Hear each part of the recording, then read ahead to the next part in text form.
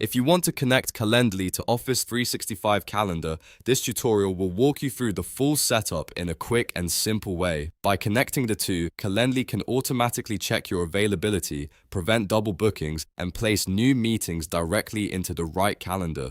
This is one of the most useful setup steps if you use Microsoft 365 for work and want your scheduling to run smoothly. Before we begin, if this guide helps you out, make sure to hit like and subscribe for more easy software tutorials just like this. It really helps the channel, and it tells YouTube to show this video to more people who need it. Alright, let's jump in. First, log into your Calendly account. Once you're inside your dashboard, look at the menu on the left side and click Availability. This is where Calendly keeps the settings that control when you're free, what calendar it checks, and how your booking availability works. After that, click Calendar Settings. This section is where you manage the calendars connected to your account and choose how Calendly interacts with them. If you've never connected a calendar before, this is where you'll start the setup. Next, click Connect Calendar. Calendly will now show you the available calendar providers it can connect to. From the list, select Office 365. Since we're linking a Microsoft 365 calendar, this is the correct option to choose. Now, Calendly will ask you to sign in to your Microsoft 365 account. Enter your Microsoft email and password, then complete any extra verification steps if your organization uses them. If your company has security controls like multi-factor authentication, you may need to approve the sign-in through your phone or authentication app. Once you're signed in, Calendly will ask for permission to access your Microsoft account. Click Accept to grant Calendly access. This permission is necessary so Calendly can read your availability and create bookings on your calendar.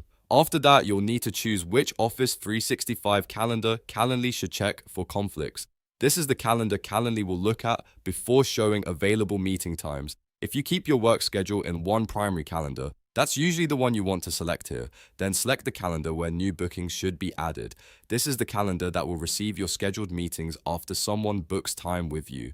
In many cases, this is the same calendar as your main work calendar, but if you use multiple calendars, make sure you choose the one that makes the most sense for your workflow.